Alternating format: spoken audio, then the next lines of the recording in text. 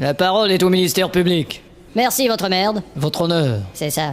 Madame Tardy, Oui, monsieur public? vous dites que c'est dans la cave que votre mari est mort. On a trouvé une grosse bosse derrière la tête de votre mari qui laisse croire qu'il aurait été assommé avant de débouler les marches de la cave. Qu'est-ce que vous en pensez? Bah, il a peut-être pu se cogner la tête sur le ballon d'eau chaude en arrivant au bas de l'escalier. Ah, il s'est cogné la tête sur le ballon d'eau chaude au bas de l'escalier, eh oui. Il y a plus de 5 mètres entre le ballon d'eau chaude et l'escalier, madame. Il aurait fallu une cascade pour que votre histoire tienne. Cascade tienne, c'est ça mon histoire. Bah, et vous dites avoir découvert le corps de votre mari après. C'est cela. 10 ans de mariage et c'est ce soir-là que vous avez découvert le corps de votre mari. C'est vraiment un succès.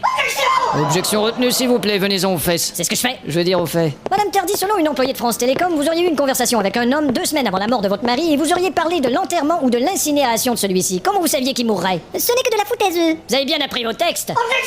Objection retenue, s'il vous plaît. Là.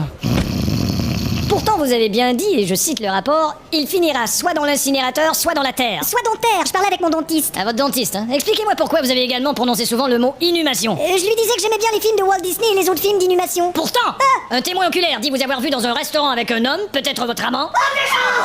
Toi, l'objection. C'est fini. Tu dis plus ça. Il y en a plus. Plus d'objection. C'est compris? Bon. Pourtant, dis-je, Madame Tardy, vous auriez prononcé à cet homme les mots suivants, je vais l'avoir à main nue. Pas du tout, j'ai dit je voudrais voir le menu. Je n'en crois pas un mot. Pardon? Et dis, il te manquerait pas une ou deux petites claques, objection? Tu crois que ça ferme encore hermétiquement cette belle petite bouche? Bien.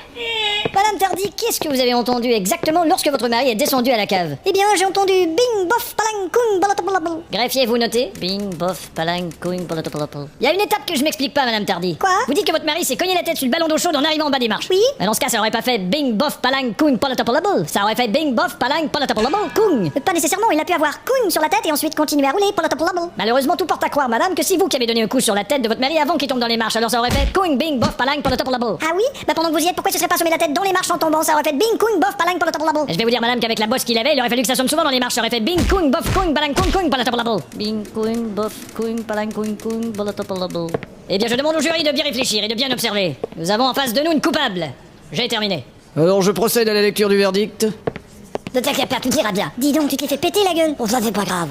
Bon, rien qu'à l'ajouter sur ta facture. Évidemment. Les dires de l'accusé n'ont pu être démentis faute de preuves. La culpabilité de l'accusé n'a pu être justifiée faute de témoins. L'accusable est donc non coupé faute d'orthographe.